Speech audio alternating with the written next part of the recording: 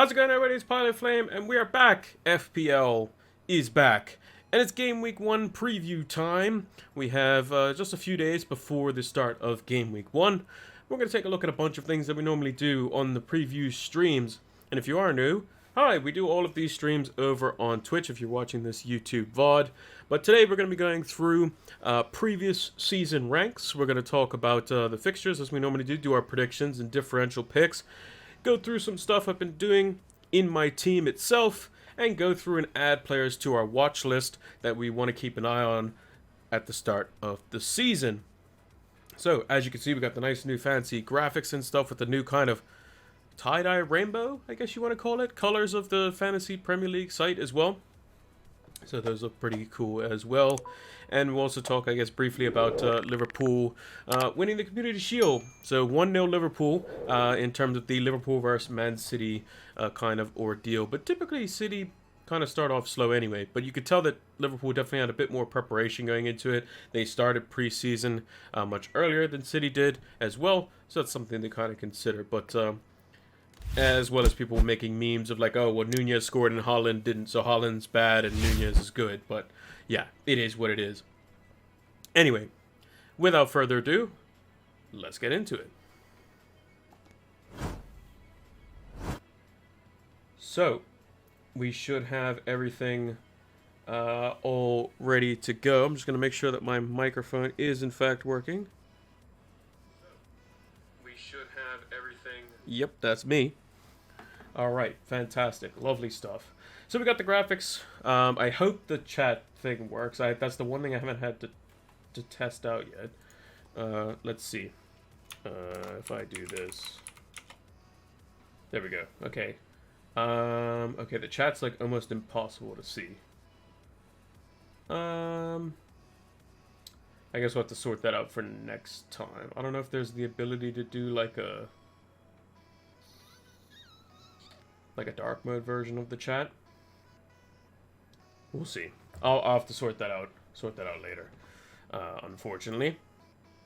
But we will be able to, I can see the chat perfectly fine, so I'll be able to answer all your questions. I mean, it's some parts of it are readable. It's just that like the graphic from the FPL thing is a bit different. Maybe I'll change it so that it's actually I might let me see if I can do this on the fly. Maybe let's see. Which one would it be? It's gonna be this one. Yep, that's the one. Okay, if I did this. And I did that. And then I did that. That definitely didn't work.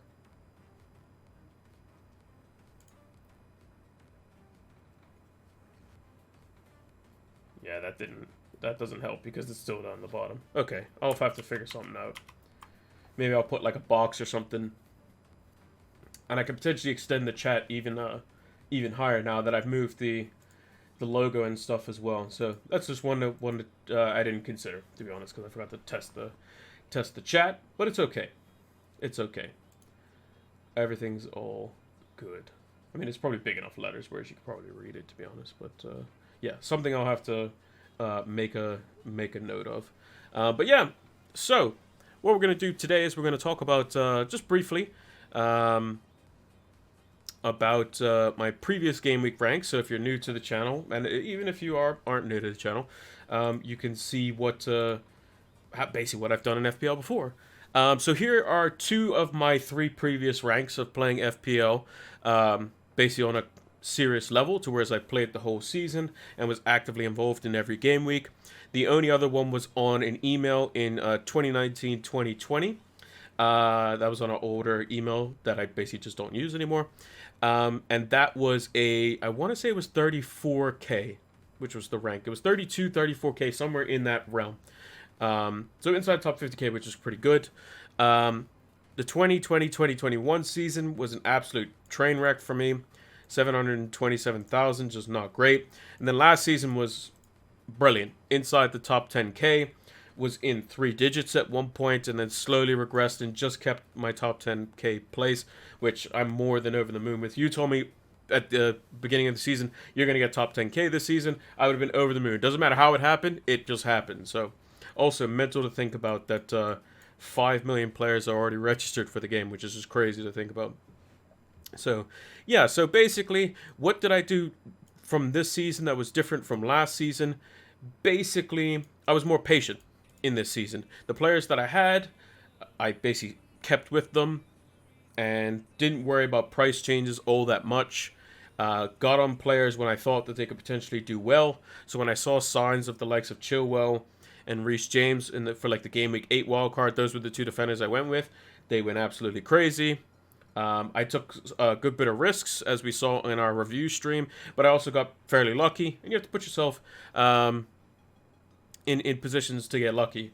Late Riser has a thing. He's a guy who does the FPL Wire, hosts the FPL Wires, and you'll see him in Fantasy Football Scout and all that sort of stuff. Very good FPL manager, very, very good. And he said basically his motto is put yourself in situations or thereabouts to get lucky, assuming that you don't put yourself in a situation where you basically get screwed, right? So you don't want to be bringing in Son, potentially to get lucky, but you're getting rid of Salah, in which you can get screwed. Find a way to bring in Son-type player while still keeping some of the more kind of highly owned picks. Go for the lower risk differentials with potentially high reward, is what he basically says to go for. So that's something I definitely did. That was on the wild card with Reece James. Played it very aggressively. You want to be in a situation where you can play the wild card aggressively, and that has worked well for managers that have won FPL quite successfully. And Zaka says, yes, FPL. Yes, FPL is back. FPL is back. So yeah, that's kind of my brief little history. Like I said, so it's like 34K, 727K, and then top 10K, which is great.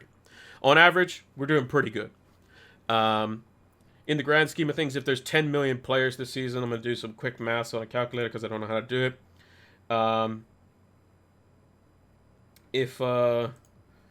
If you finish in the top 10K, so 9999 divided by 1000000, times by 100, you finish in the top 0.09 or 0.01% of players. The top 1% of players, I think, is like 100K divided by 10 million. Yeah, 1% of players is top 100K, which is crazy. So a top 100K finish is so good now. It's like so good. So to get top 10K last season is so good. So very happy about that. Zaka says his team is the best, and he's got the cool cat emoji. I don't doubt, because a lot of teams are very similar at the moment. Also, I'd like to shout out Slay24, Mr_Deadly, Chanlin, something rather 10, and Eron7. Those were all follows while we were offline, so thank you for them as well. Now, let's go into our. Well, let's look at my team first. So this is my team that I have up on the screen. Yeah, I know it's boring. It's boring. Everyone. It's pretty much the same as everyone else's team, barring one player here, one player there. It's gonna be boring. We got Ramsdale in goal, Reece James, Trent Alexander-Arnold, João Cancelo, Robertson, Perisic, Martinelli, Salah captaincy, Neto, Jesus, and Kane vice captain, with Ward, who's apparently going to be the starting goalkeeper because Schmeichel's rumored to leave. Archer, who looks to be the most likely to potentially get minutes off the bench as a 4.5 million forward. And then we got Andres Pereira and Josh De Silva, who seem to be the most likely. Andres Pereira is probably going to start game in, game out. And Josh De Silva being the other 4.5 million midfielder that could see an attacking midfield role in a team that is or likes to attack. So that's just great. Zaka's got his team up, so he's got Mendy in goal. He's got Cancelo, Trent, James, and Trippier. I like Trippier a lot, actually. I really like Trippier a lot. I've had him in a few of my drafts. There's a video coming out tomorrow that I've yet to make, but it's coming out tomorrow, and that's going to be my, what drafts basically I've looked at so far. I have 3. It's going to be this one, pretty much, or at least something similar. where it's like the Christmas tree draft, the no Salah draft, and then a slightly offbeat one. Rashford, Diaz, KDB, and Podence, very interesting. And then Kane, Jesus, and Greenwood. So just going with Diaz and Trent Alexander-Arnold, very interesting. But you got KDB in there, you got Kane in there, and you got a decent enough defense. So that's very light on the Liverpool. Very light on the Liverpool, who arguably have the best fixtures alongside Arsenal, I would say. But yeah, hey, the one thing I would tell everyone, I can give you all the recommendations in the world. I'm just one person. I'm a human. I make mistakes. If I don't finish first in FPL, that means I probably did something wrong along the line somewhere, or didn't get lucky enough, or something like that, right? But at the end of the day, you play the game how the way you want to play it. If you literally want to pick players intentionally because they have low ownership, then do that. If you're not having fun in the game by picking the likes of Trent and Salah and Jesus and Haaland and Perisic because they're all highly owned, then don't pick them. Pick somebody who you like is fun. I think it was a couple seasons ago I picked St. Maximin because I liked the way he dribbled. I think so. Nunez is better than Salah, not having Nunez either. I think Nunez could potentially see Salah lose FPL points. Potentially. But that's yet to be determined. Because I think that what I think in terms of when I say take points away from it, in terms of Nunez might be in situations where Salah doesn't. So when Salah is asked to come in centrally to pick up those spaces in and around like the right half space on the box, that might be being picked up by Diaz, who likes to cut it naturally off the left anyway, and Nunez, who just likes to occupy the box and runs the channels. But it could also see a situation where, like, let's say Nunez runs the channel and he goes into the right half space to run that channel. Salah can then make his run from out to in, pulling a defender with him, but then the center back who goes with Nunez into the channel now just alleviated space for Salah to run into, and Salah's too quick for the fullback to follow him. He's wide open, right? So it might just be a situation, not necessarily that, oh, Salah's worse than Nunez or Nunez is worse than Salah. It might be a situation where you just get both. It's like Kane and Son last season. It wasn't enough having both Kane and Son because they were just giving each other everything. Like when you get a goal notification, this is a prime example. You get a goal notification on your phone. You see Spurs have scored. Who do you think scored? It's going to be Son or Kane, right? It's going to be one of those two. It's going to be Son goal, Kane assist, Kane goal, Son assist. Or, like, if you see the build-up play, oh, look, Doherty's crossed the ball in to Son. Son's knocked it down. Højbjerg's taken a shot. It's deflected off the keeper, and then Kane's tapped it in, right? Son or Kane will be involved in it somewhere almost every time, whether it's the pass before the assist itself, or a goal, right? That's pretty much it. Really is that basically. And with Liverpool, yeah, 1-0 goal, Kane goal, Son assist, or vice versa. That's literally what happens. It happens every time. And with City, if you get ding 1-0 City, I mean, you wouldn't be surprised if Ederson scored, right? Anyone could score on their team. Yeah, ding 2-0 goal, Son, Kane assist. Yeah, you know what I'm saying. Legion's put his team up, so he's got Nick Pope. Not the biggest fan of Nick Pope, but I can understand the reasoning there because of his first two fixtures. Matty Cash, Reece James, Martinez, I assume is United's Martinez, which is interesting. Mitchell, Salah, Benrahma, Aronson, Son, Haaland, Jesus, and then Raya, Surridge, Gordon, and Vestergaard. I would say, so the only problems I have with that team is, one, I think you have too much. I think you should go a 4 million goalkeeper if you're going to go Pope. Gives you a little extra 0.5 there, which means you could then upgrade the likes of Mitchell, as an example. I like Aronson. I really like him, from what I've seen. Benrahma, he was good last season at the start, but I'm not fully convinced with him this season. The reason I liked him last season is because in the preseason games, him and Antonio were basically linking up together constantly. And what happened the first 2 games they came in, I had them in my team. They got a golden assist in the first 2 games. So Again, it was a similar situation where I saw them in preseason. Those were the only two guys getting the goals and the assists. Same sort of ordeal. Like right now, for like Newcastle as an example, Almiron's been scoring game in, game out. Basically, he's got almost as many goals, I think, as Jesus in the preseason. Another thing with Arsenal, who's been getting, like, Arsenal's front three have just been scoring for fun. So there are arguments to say that you get Jesus, Martinelli, and Saka, because Arsenal fixtures are ridiculous, right?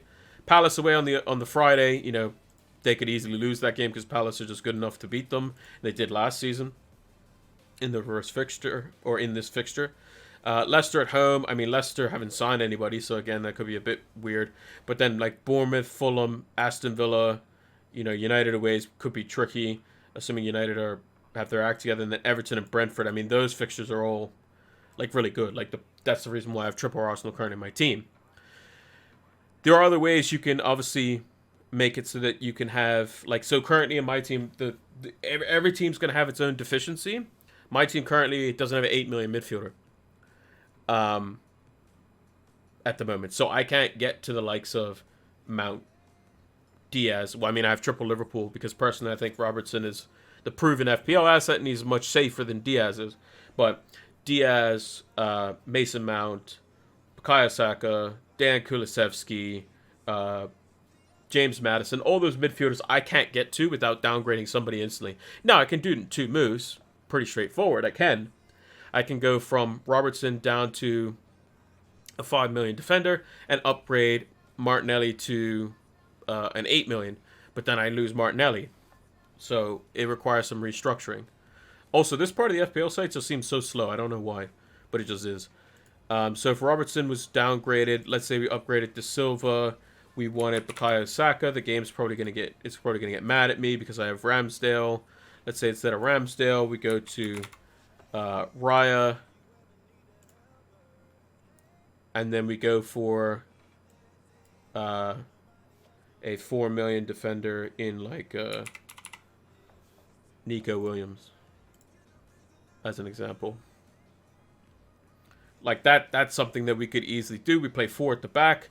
We have 0.5 million instead of Ramsdale. Well, I mean, I could, instead of Saka, I could have Kulusevski or something, and then still have Ramsdale in goal if I wanted to. If I was adamant on keeping Ramsdale instead of Saka, I go for a different midfielder. I can go for Kulusevski.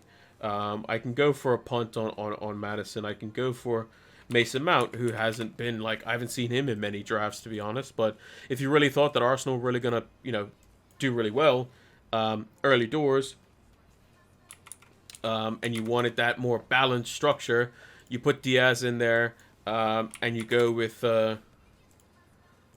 Raya in goal. You keep the 4.5 or the 0.5 million, and you go from there, and you just play 4-4-2. Now, what's the downfall with this draft? The downfall with this draft is, well,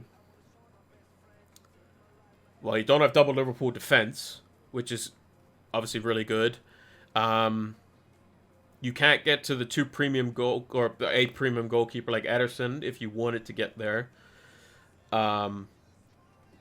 If you want Holland, you have to obviously transfer out Kane in Gameweek 2, which is most likely what you're going to do if you're in this setup.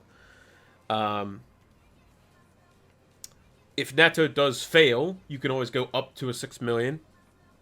If Martinelli, you could also, even with this 0.5 million, you could start off with, this is another thing, you could start off with Rashford here, and you have 0 in the bank. If Rashford, on the first 2 fixtures where he has Brighton at home, Brentford away, which is better than Crystal Palace away and Leicester at home.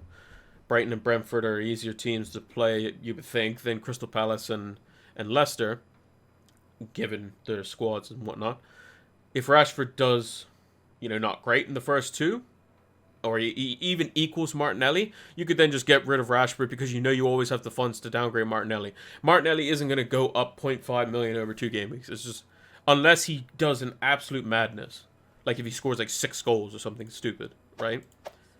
Like, he's 16.8% owned. He would need to go up quite a lot to go up 0.5 million. So that's something you can do. Or you can just, in this system, just bank the 0.5. Just keep the 0.5. And just hang on to Raya if you're gonna hang on to Raya, because obviously his fixtures are basically insane. All the way up until the World Cup. Like, his toughest fixture after game week 2 is what? Chelsea at home?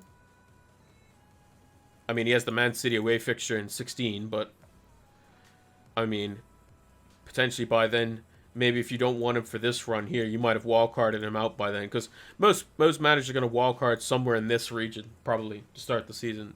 Somewhere in there. Because we know that in between game week 16 and 17, for those that don't know, this is the first time this has happened in FPL, because there's a World Cup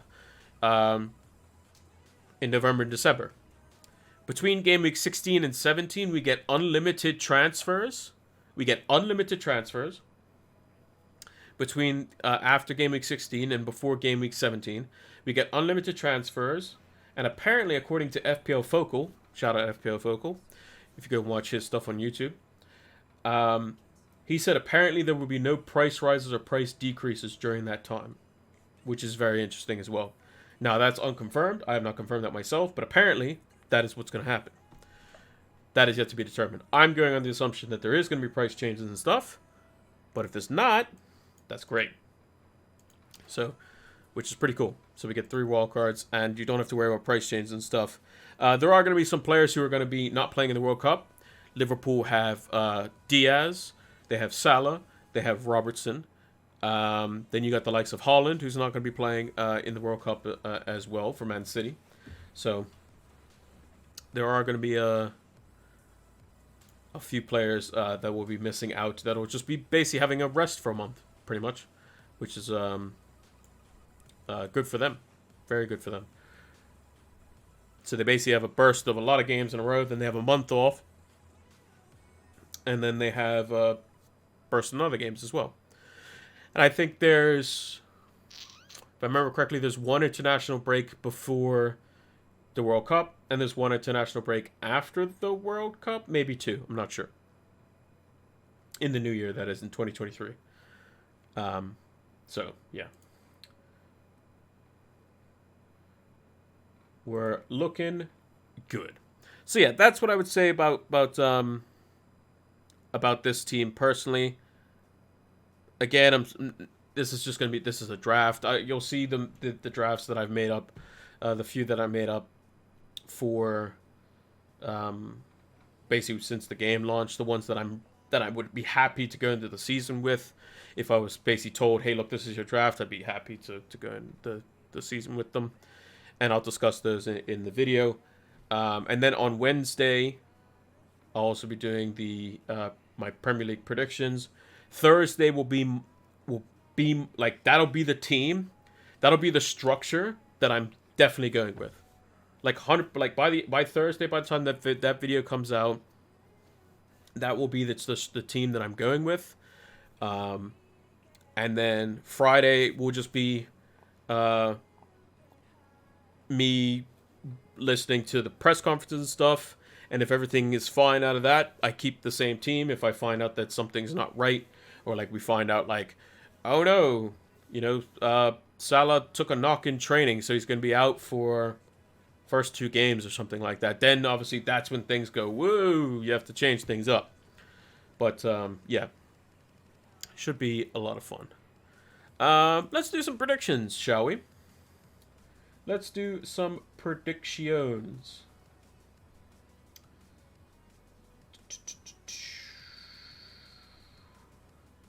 Where are we? There we go. There's a notepad. Our trusty little notepad. So we do these predictions. I do these predictions every season. They're just for fun. They're not anything too crazy. I keep a little score to see like what what fixtures I get right, what fixtures I get like wrong, in terms of the amount of like points accumulation. So if I get a score exactly right, so if let's say I predict Arsenal to win 2-0 versus Palace on Friday, and they win 2-0, I get 3 points. if I predicted a win and Arsenal won 2-0, but I predicted them to win 1-0, then I only get just the 1 point. So if you get the result right, you get 1 point. But let's say I predict Arsenal to win 1-0 and they lose or they draw, then I get no points. So that's what we do. We post them over on Twitter afterwards as well. So you're more than welcome if you want to. I try to find fun picks, or I try to find unique picks. With the clean sheet team, sometimes it's going to be the obvious choice. Sometimes it's going to be the interesting choice. Sometimes it's going to be a way out there choice. And same with the differentials. We try to go under 5%. With goalkeepers, it's probably a bit more difficult at times because goalkeepers, there's naturally just less of them in the game. Only 20 of them, literally, at any given time, and most of those goalkeepers aren't even picked. So we try to go for ones under 5%. Sometimes you can't do that. Sometimes you can. And then for the differential picks, we just go for players that I feel good about. That if you're looking to punt for somebody, that's where you go for. So like I already know who I'm going to put in as the forward pick because I'm pretty sure he's under 5%. I think. So we'll see about that one. I've also put Crystal Palace and Liverpool. Liverpool definitely do not play twice this week. That's definitely Arsenal. So, let's get to it. Crystal Palace versus Arsenal. How do I see this game going? Well, Crystal Palace have had an interesting preseason. They've had a situation where they've had half their team across the world and the other half still here. And I believe the team that went halfway across the world wasn't like the likes of Zaha and Edward and Mateta, like the major first team players, which is a disappointment for the fans that are over in Australia, I think they went to. So it's a bit disappointing for that front. But they look decent in their last preseason game as well. It looks like Eze is probably going to take up the mantle of Gallagher. And he's very creative. He's not going to be as much of the kind of the workhorse in the midfield to help bulk that out a bit. But he's going to be very creative and probably going to cause Arsenal some problems. Arsenal, however, have been on fire. They've been really, really on fire. Probably the most impressive team potentially in preseason across all top 5 leagues, potentially. So, obviously, some are at different points than others. But Arsenal look really, really good. Pressing from the front. Really energetic. Creating and scoring goals. I think Arsenal potentially could do really well in this game. Palace will probably, give a good fight. But I think Arsenal will probably win this one. So I'm going to go with Arsenal winning just 2-0. I think Arsenal are very solid at the back. Now they have Saliba in there as well. And they're going to play with 3 centre-backs, most likely. If Tomiyasu's out, they'll play Ben White at right back. And they'll basically do what they did as if Tierney was in there. They'll put Zinchenko in at left back. He'll be pushed on, and they'll create like a back 3. They'll have their 2 midfielders in central midfield, Xhaka and whoever else is going to play there. And then they just press from the front like crazy. H. Jones says Kane or Haaland. Me personally, I have Kane currently in my team. So that's my team up on the screen there. Just minimize the notepad for a second. Here, let me talk about that right now. So Kane or Haaland. I think if you're discouraged about Haaland in his performance in the Community Shield, I think that you should be more encouraged by the fact that he had 1.51, I think, XG and didn't score.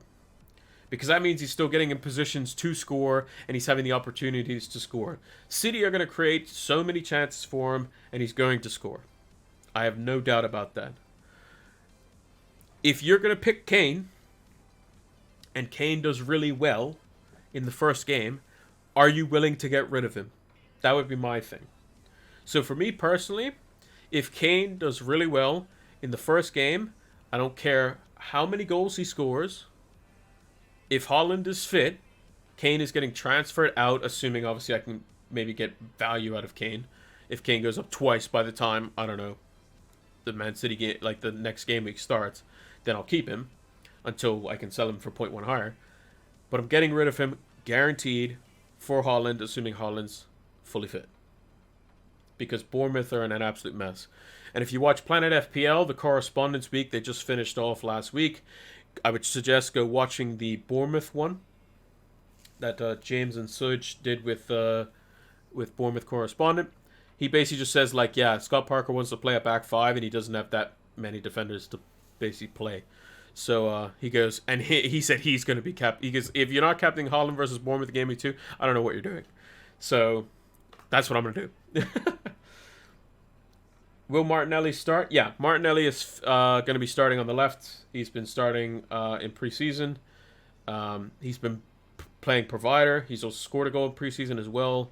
Potentially he's on penalties as well, but that's still yet to be unknown. Saka did take the last penalty.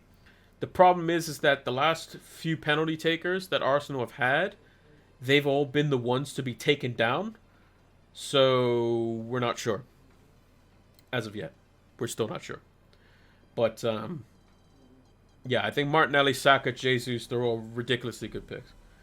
But getting back to the Kane versus Haaland thing, if you want Haaland in game week 2, and you don't want to have to make the transfer from Kane to Haaland in game week for game week 2, just start with Erling Haaland. Erling Haaland is probably going to score versus West Ham. I don't doubt that. I just think that West Ham away is a more difficult fixture than Spurs at home. And I think that Kane's been so good that I want him for the one fixture, at least, right?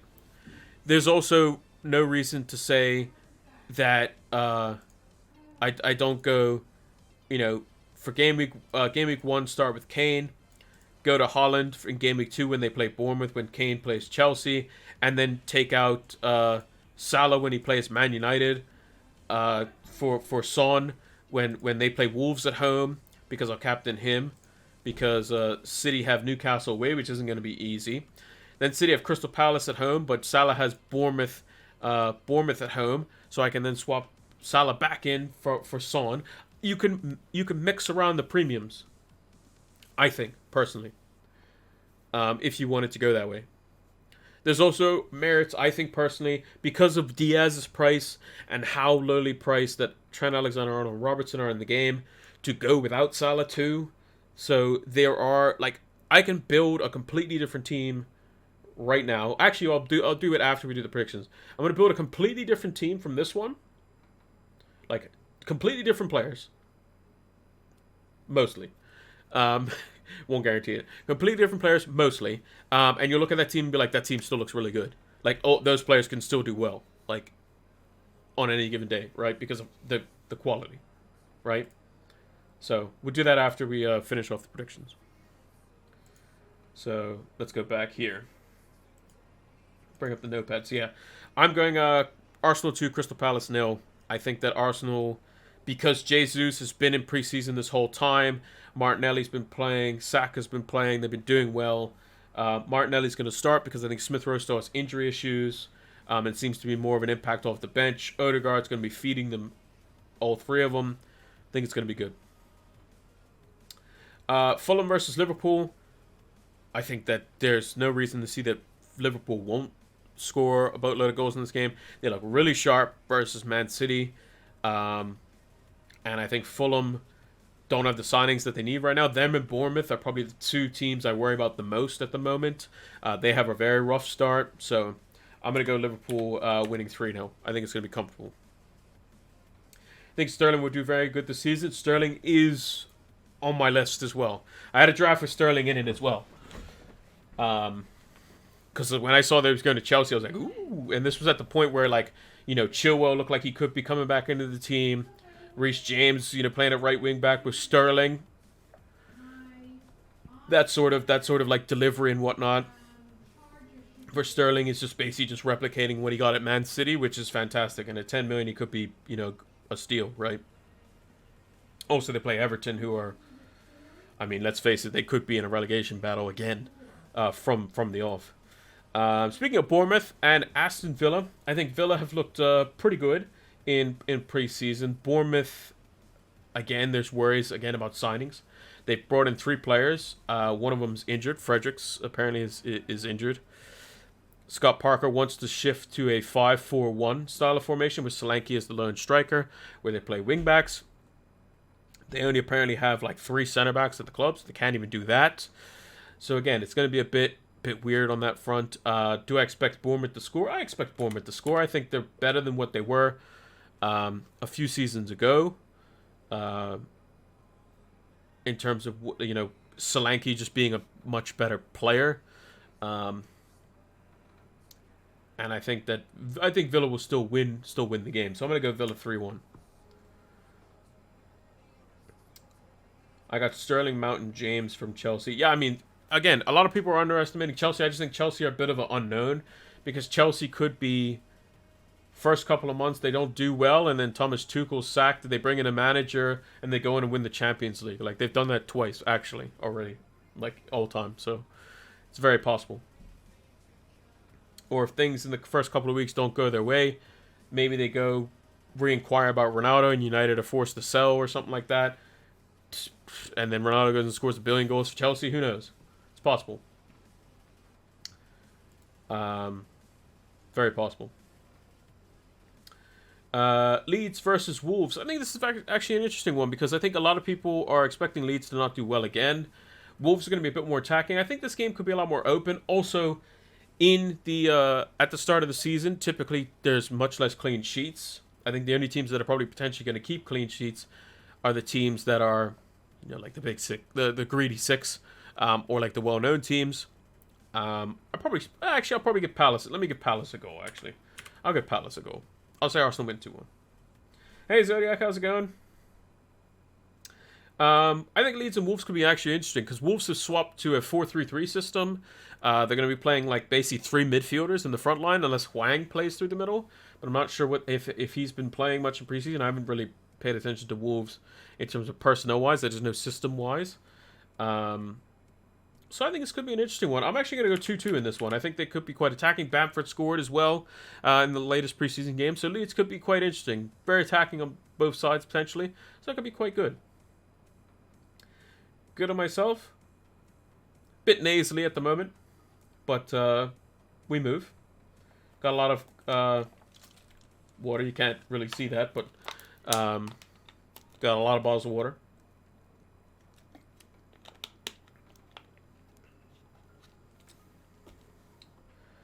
Doing okay. So yeah, 2-2 I think is what we're going to go with. Newcastle versus Forest. I think Newcastle, when they're at home, are going to be very difficult for any team. I think Bruno Guimaraes is just going to be playing in kind of that double pivot because, again, for those who watched the Planet FPL Correspondent Week, John Joe Shelby has picked up an injury, which means that Bruno will probably see more playing time in the double pivot, which means he'll probably be not as advanced and be more of like the quarterback, the assist before the assist potentially. But I mean, he's so good at arriving late in the box that if his runs time perfectly and there's no risk of being counterattacked on, they just score, then he could be very good. But I think it's 6 million. There's probably better FPL assets. Maybe Jesse Lingard at Forest, Martinelli obviously, and a couple others that I'm not thinking of at the moment. But I think Newcastle win this one. Do I think they concede? I think an Eddie Howe team always probably has the chance to concede, but I think it's going to be a few goals in this one. I think Forest will score, but I think Newcastle wins 3-1. Very akin to the Villa versus Bournemouth game. Spurs versus Southampton. Now, Southampton have also changed systems as well. Ralph Hasenhüttl doesn't like the fact that they've been basically blasted every time they play against a halfway decent team and just implode. Remember, what was it? Was it last season? It was either last season or season before last, where it might have been last season, Did Conte come in half? Yeah, Conte came in halfway through last season. So yeah, it was game week 3. Spurs went to Southampton, and this was just after Son and Kane blanked, and I think, or had blanked twice in a row or something like that, and then Kane scored 1 and got 4 assists, and Son scored 4 and got 1 assist, or something crazy like that. I still don't think Southampton have the quality in defense to keep teams out, even with a back 3. Attacking wise, they might be slightly more threatening because they have interesting players there. I think it's Aribo is how you pronounce it. Stuart Armstrong, who you might know. often was playing out on the right or left as like a midfielder, and Che Adams will be playing in like the front three. I think Lavia is his name. They brought in central midfield with him and Ward-Prowse. They could be a good midfield too, with the extra cover of that extra center back. Could provide a bit more solidity there. But if you're playing against Antonio Conte with a 3-4-3 or a 3-4-1-2, however you want to put it, if you're going to play with the number 10 behind two strikers, or just playing a front three with a back three, you better be good, because Antonio Conte is well versed in that. That being said, I think Spurs win. I'm going to go 3-0 as well. Long spiel for basically Spurs going to beat Southampton, because I think Southampton could be in trouble as well.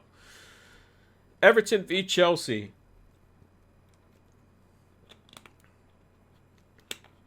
Lampard versus his old club. Lampard versus Tuchel. Now, Everton actually have a very good record versus Chelsea, especially at home, which is interesting. And with Chelsea's unknownness, I wouldn't be surprised that this is like the shock result. Well, I say shock result, but basically the upset result of the game week. So I'm not sure Chelsea get it done. I think it's going to be close. So I'm gonna go 2-1 Chelsea. I'll side with Chelsea. I think probably maybe the script line, but I think that 2-1 is gonna be much closer than the likes of Arsenal's 2-1 versus Palace. That's what I'll say. Because I think Chelsea definitely have the quality. I think Koulibaly and Sterling are fantastic signings. It's just, can Tuchel play his system that he wants to play when he doesn't have many center backs? And basically, any time they want to bring in a player, they just go to Barcelona. So again, that's like, I don't know if you guys know the Mr. Bean meme. Let me see if I can find it. Where is?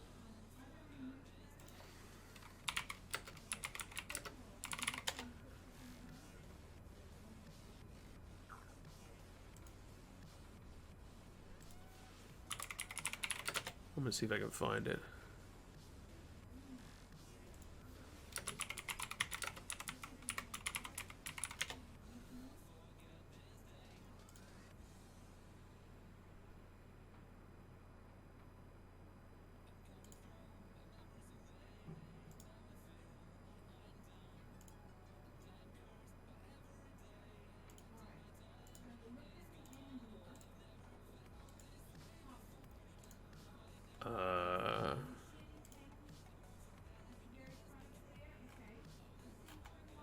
Can't seem to get a big enough picture of it.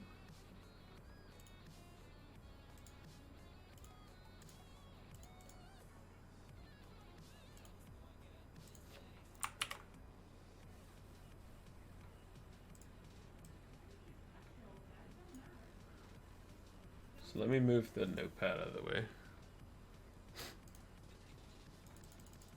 Yeah, so if you know this meme, the one where Mr. Bean is he's copying Rowan Atkins, the actor playing Mr. Bean. He's copying this dude's like answers in the test. So basically, this would be Chelsea right here, like getting their transfer list all like ready to go, and Mr. Bean would be Barcelona. And then he basically writes down all this guy's answers, and they keep trying to one-up each other as well. So like basically just put like a Chelsea logo here and a Barcelona logo here. That's basically the meme. So that's basically what I was trying to say, in a long-winded way.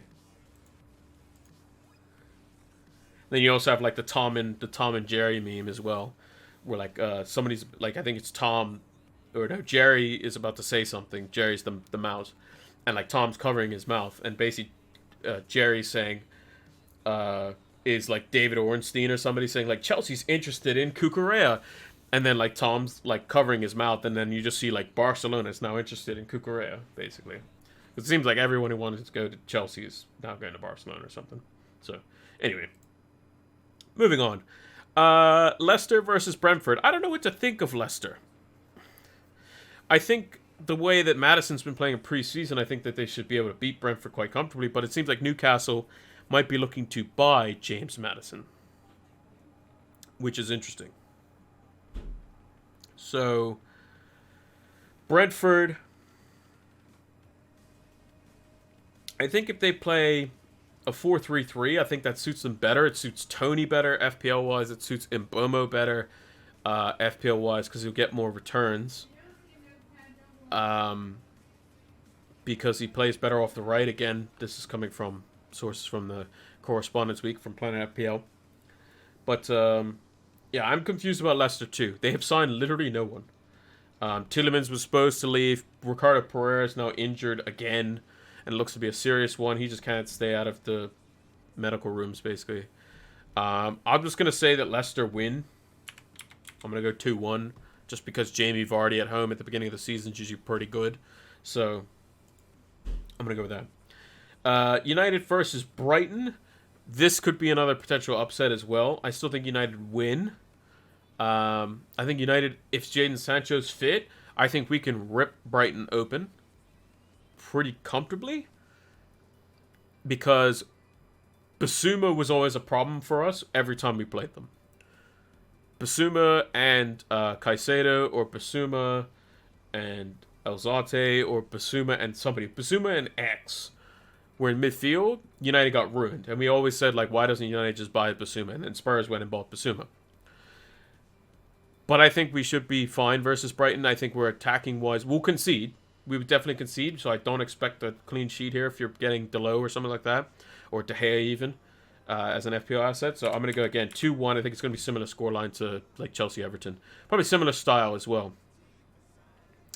And then West Ham versus Man City. I think City will still get the job done in this one. I think this is definitely a game where they could be stylistically in for a potential upset. Where West Ham are going to sit in. They're going to frustrate. City aren't necessarily as sharp as the likes of Liverpool, as we saw from the Community Shield. And then Bowen and Antonio hit teams on the break. Or come 70 minutes, still 0-0.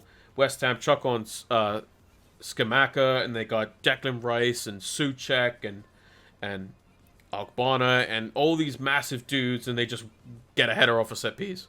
Because most of City's team is, like, relatively on the shorter side. So that could be a way that West Ham get in. I project that West Ham will probably score. City are definitely going to score. And I think they should win the game. I think it's going to be close, though. I think it's going to be 2-1. But for the most part, I think City will be fairly comfortable. Because when City get a lead, even if they concede, like if it's 2-1 or 2-0 and they concede, City will just keep the ball. And they just need to give no space to Jared Bowen and Antonio. Easier said than done. But if it's anything to go off what João Cancelo did versus Salah, I know Salah's obviously a much better player than Jared Bowen, but Jared Bowen's still good enough to whereas he can beat Cancelo 1v1. That situation happens. City could be in for a rough day. Jared Bowen, I don't think has scored in preseason, though. So maybe that's still yet to be determined there. And I think Jared Bowen, had he been 8 million, would be in the conversation for 8 million midfielders, almost certainly, especially if he didn't have the City fixture off the bat. I think West Ham defenders in general would be, and just attackers in general would be in our considerations. Yeah, I'm going to go with the City winning 2-1. You could see how that game's basically going to go. Like, what's going to happen is City will probably get a goal. Probably it'll be 0-0 going to halftime. City will turn it up a notch, get a goal early on in the second half. They get sloppy in possession or something. The ball's knocked in behind. Antonio and Bowen will score. They win a set piece and then they score. And then City will just ultimately win the game or something like that. Or maybe it ends 1-1. That could be something that definitely happens. So, clean sheet and differential picks. So for the clean sheet off the start, let me see if I don't think Arsenal will keep a clean sheet. Liverpool seems obvious. Let's just go with Tottenham. I think Spurs keep a clean sheet versus Southampton, because I think Southampton, if anything, yes, they've improved potentially attacking-wise in terms of their formation, and they can create more chances. Just they need somebody who can finish. And I don't think Adams is it, really. So I think if they had Broja still, he'd be fantastic in that system, by the way. The 3-4-3, which is why I think he'll be pretty good in Chelsea's system if he plays through the middle. Like if they have a system where they play like Mason Mount in behind like Sterling and Broja, that could be really good. That could be really, really good. Especially if they have like Gallagher and Kante like holding in the midfield, like that could be really good for Chelsea. But it seems like Gallagher's playing the Kante role in a sense, so because apparently Chelsea still picked Jorginho, and Kovacic is obviously still brilliant as a midfielder as well. Chelsea have way too many midfielders that are good. Can they give some to United, please? Because United have no good midfielders. Because we still haven't bought Frankie de Jong yet, and I'm sad. Anyway, let me move over to the transfer screen so I can get some things on goalkeepers. I'm going to go for a goalkeeper that potentially could get some saves. And if the finishing's not quite there... Oh, beautiful.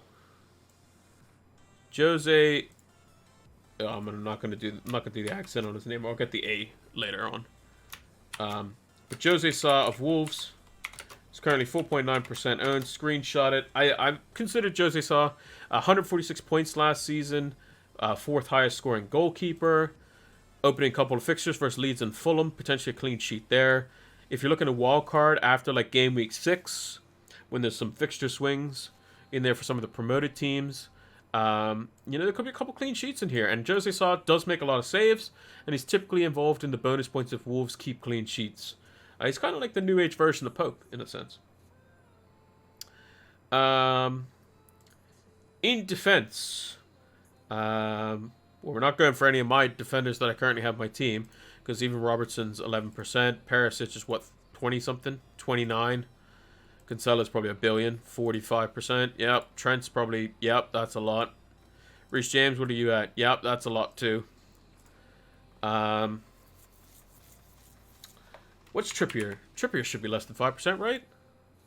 Nope, 17%. That's actually quite a lot. What about Matty Cash? I like Matty Cash. 20% owned? Hello? Gabriel's above 5%.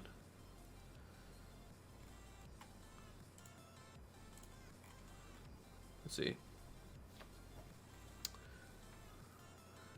Chilwell, I think that there's potential rotation risk there. Yes, he'll be less than 5% probably. But I don't think he's played a preseason. I think Van Dijk's still fairly highly owned. Yeah, 13%. What about Matip? Matip's 2.7%. And I think Konate got injured. But again, it's a Liverpool player. I don't want to cop out on a Liverpool player. Let me see if I can pick somebody from a different team. Yeah, Van Dijk's always going to be highly owned, to be honest. Just because it's Van Dijk, right? Van Dijk, I think, has scored the same amount of points or similar to Robertson. Yeah, like he scored 3 points less than Robertson last season. Gabriel's 8%. 8.6.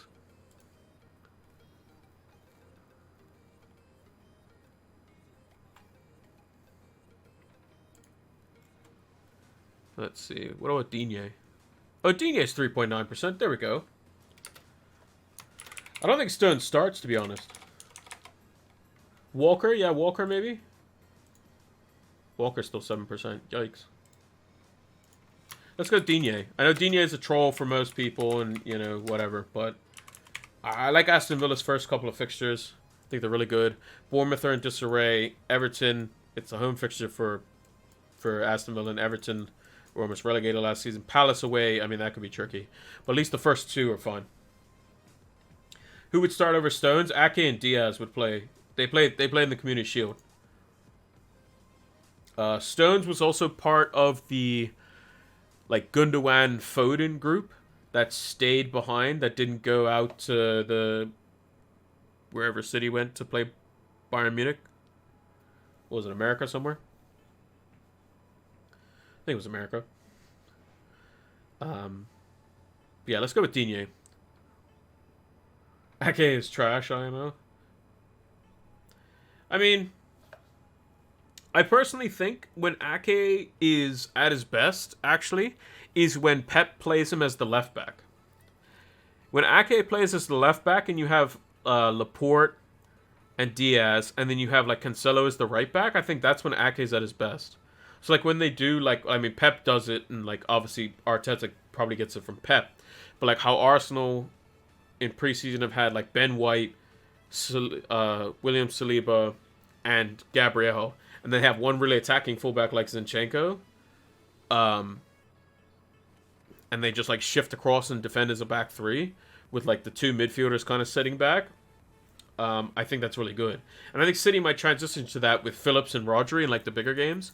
And you might see like Ake playing at left back, or Laporte playing at left back, with Laporte or Ake at center back, with Diaz as the other center back, Cancelo as the right back.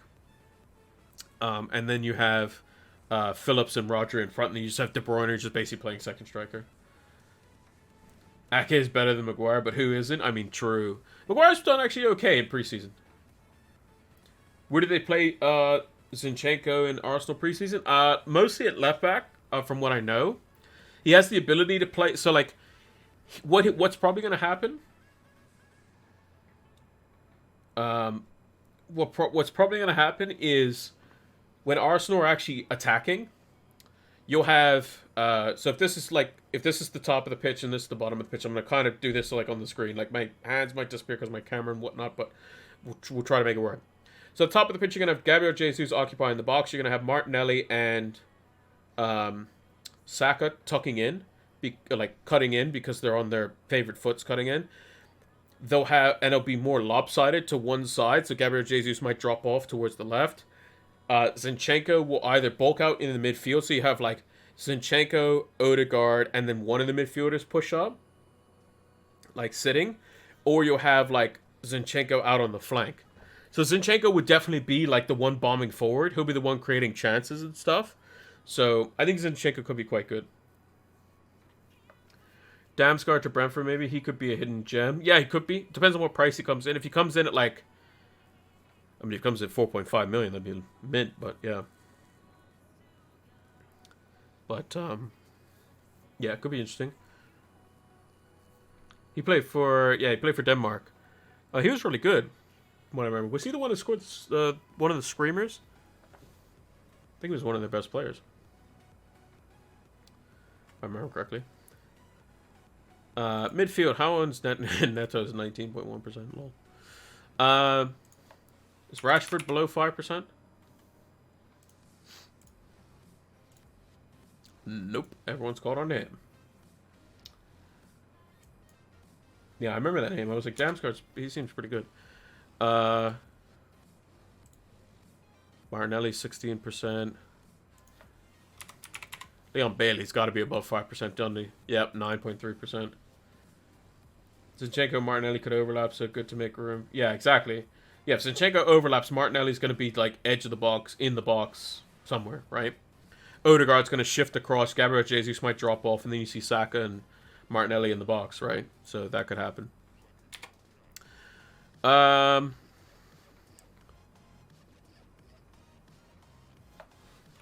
This might be a meme, but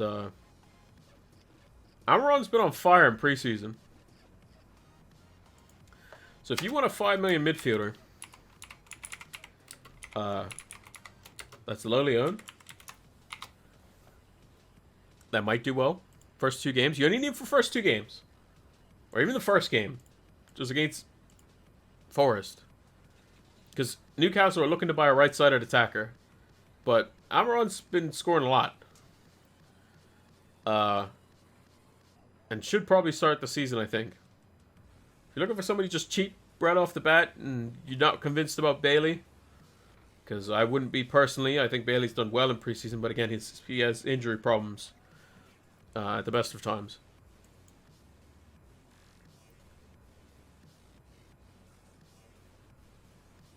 Hope it's Wilson. I'm not sure if Wilson's under 5%, but that was the guy I was thinking of. Hey, he's under 5%. I've had Wilson in a few drafts, actually. I love Callum Wilson. I think he's wicked. It's just... Callum Wilson is exactly what Varane is to United.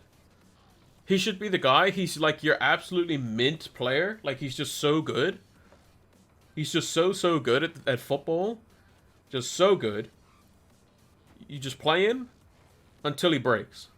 Like, you keep playing him until he gets injured. Because Callum Wilson is not going to go the whole season without getting injured, almost certainly. Or at least rested in some way. Callum Wilson always picks up an injury somewhere. Mind you, with the different training regime under Eddie Howe, he might be fully fit. Like, Antonio last season never got injured, to my recollection. But yeah, I think Callum Wilson, like before Jesus started going bananas, I had Callum Wilson in every draft. And then I was like, okay, maybe Jesus is, like, the guy's name is literally, like, some people call him Jesus, man. I mean, he's, like, dude! Oh, you can't even see that. Dude!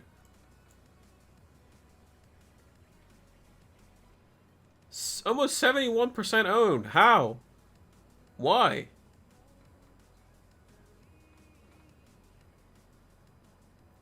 Like, this isn't even about fun in FPL. Like, this guy's been ridiculous in preseason. The craziest thing is, though, is if Jesus doesn't get an FPL return in these first 2 games, most players, and if you're a player who's new to FPL, if he doesn't score in these first 2 games and you get rid of him, Gabriel Jesus might go down in price, but he could also burn you in these next 2 because he plays Fulham and Bournemouth, who are arguably the 2 weakest teams in the division. So, flops the first 2 game weeks and it drops to 30%. Yeah, and if he drops 32% and then plays Bournemouth and Fulham, I'm going to be laughing. I mean, you could probably captain him against Fulham at home. It's possible. He's that good. He's that good.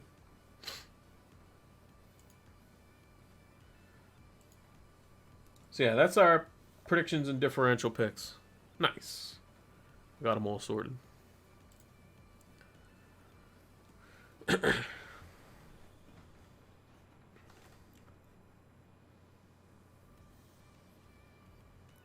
So, yeah, I don't think Vardy's very highly owned either, actually. Let me actually check Vardy. Vardy's got to be above 5%, surely. 4.9%? Southampton at home could be a differential captaincy choice. If you're setting up your team for like the first 3 weeks, I don't think Vardy versus Brentford at home, Southampton at home, and Arsenal at home are not too shabby at all. I think Vardy could easily score in any of those 3 fixtures in bunches. Southampton aren't very good. Brentford on the first day of the season is very good at home. And Arsenal, Vardy always scores versus Arsenal. So, or at least he seems to. Imagine Vardy and Wilson bang some goals and Jesus doesn't. Yeah, it would be a mess. It would be. But let's think, people will probably switch off Jesus. The thing is, with a player who's really highly owned, like Jesus is almost 71% owned. Like actually 71%, which is mental to think about. I don't even think Salah got that high. Actually, I'm not even sure he did. Being that highly owned,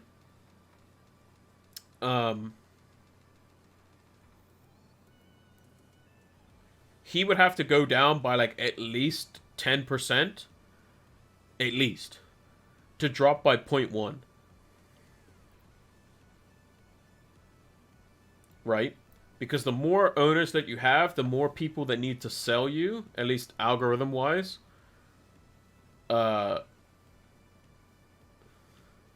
in order for, in order for him to go down. Whereas if someone's 1% owned, you need very little people to sell them in order for them to go down. But the thing is, not many people own them, and the people that do have them are probably just going to keep that player anyway. So, fun part is that he got to 71%, but you would never captain him over your premiums. Exactly. Which is actually, like, not a bad thing. Like, him being this expensive, this highly owned, and you're not going to captain him. I mean, if he's firing and you got Fulham at home, Game Week 4, like, what's the fixtures in Game Week 4? Game Week 4. United away to Southampton, that's not bad. Chelsea play Leicester, that's not great. Oh, Liverpool play Bournemouth, never mind. You're not captaining him. I mean, you could. Like, what happens if come this game, right? We know, like, Salah's got a knock or something. And you don't trust Diaz, but, like, Jesus has been firing. You could go Jesus at home to Fulham.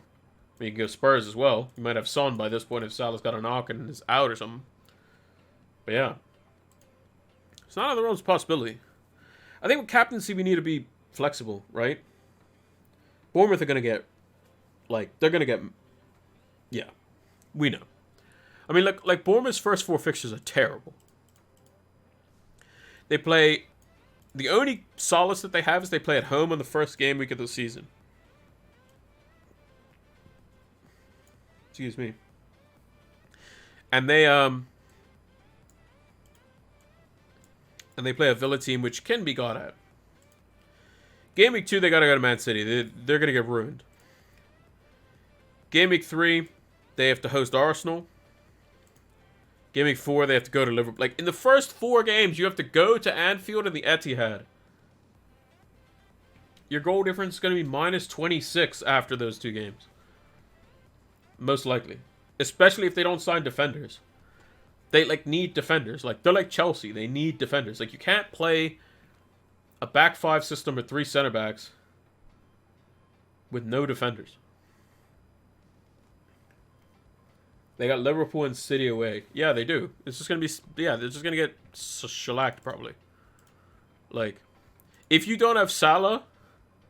Like, if Salah and Darwin Nunez are just ripping teams up, and you have, like, Diaz or something, and, like, if you go, like, Diaz, like, let's say if you didn't want Salah, right? Let's say you didn't want Salah. So the first fixture that Salah has is Fulham away, right? Salah typically scores versus Fulham, by the way. But let's say you didn't want Salah. And you think that Spurs' home fixtures versus Southampton and Wolves, with Chelsea smashed in between them, is better than Liverpool's versus Fulham, Palace, and... Fulham, Palace, Man United? Where's Liverpool's second fixture? There it is. Versus Palace, Man United. And you think you can get more points out of, like, Son, as an example, right? And you're just going to wildcard afterwards. Cool, fine. That's perfectly fine. But when Liverpool go to play Bournemouth at home in this game week, Liverpool, if Bournemouth haven't got the, like, because this is the game, there's also midweek games after that, which is interesting, game week 5. But this is towards the end of the transfer window. Like, if they haven't made their signings yet, by then, Liverpool are probably going to demolish Bournemouth. Because, again, according to this correspondent from Planet FPL, for the corresponding week, they said that basically when Bournemouth don't have the ball, they're not threatening at all. Like, they're not like West Ham. When West Ham don't have the ball, they're actually very threatening. Because if the second they do get it, they're gone. Right? Apparently, Bournemouth build the ball up very slowly. They're a very patient team. They don't really have much threat on the break. So, I don't know. Yeah, this could be an absolute massacre. But, I mean, you could captain Trent this week, too. But, I mean, also, the same token, City play Palace at home, too. City could ruin Palace as well. Who knows? If Zaha's, like, not fit for this game, what do Palace do? They just lose, right? At least on paper. So. But, anywho, we've been talking for over an hour now. That was a very fun stream. I very much enjoyed it. This is the team I currently have. So we'll run through one more time. So we got Ramsdale in goal. We got Reece James. We got Trent Alexander-Arnold. We got Cancelo. We got Robertson. We got Perisic. We got Martinelli. We got Salah captain. We got Neto. We got Jesus, who's apparently 71% owned.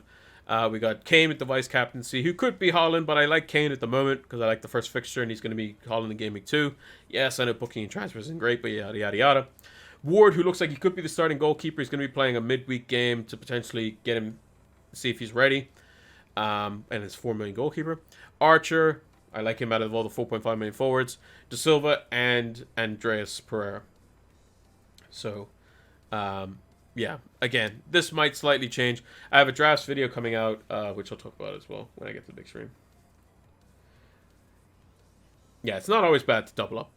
It's not always bad to double up. Off to bed is 1:30 here. Sleep well when you're ready for that, and get well soon. Yeah, almost the back half of it, or back end of it.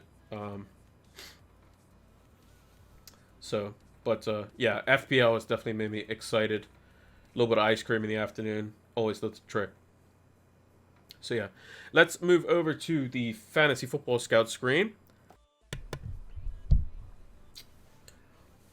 No Man U players. Then I as a Man United fan, it'd be a wait and see. It'd be a wait and see. Um, but if like Ronaldo leaves the club tomorrow, then I would say Martial looks to be really good potentially. I think Sanchez probably fine too. Dan comes to Brentford. You don't need De Silva potentially. Yeah, that's also possible. I just have him in there. I mean, I could go for like Lavia from Southampton. I mean, he's good. Like De Silva at the moment is just like he's just a whatever placeholder. Like he's 1.2% owned. Like he's currently potentially the number 10. Like he might only start the season. Who knows? But a lot of Brentford fans really like him. So yeah. But yeah, Fantasy Football Scout is fantastic members there. Check the About section or my Twitter or in any FPL video that I have. The link is in the description on all of those. And yeah, the members area is fantastic. All the videos that you'll see throughout the season will include a little watermark, which will say like all the stuff has come from Fantasy Football Scout members area. It's fantastic. They got the new members area up there. Yeah, it's fantastic. So yeah, make sure to use the link in my About section or in the description to get it. I'm not sure if they still have the discount going. This is an older graphic, but they might do. So check it out. Do I have the link here on my socials?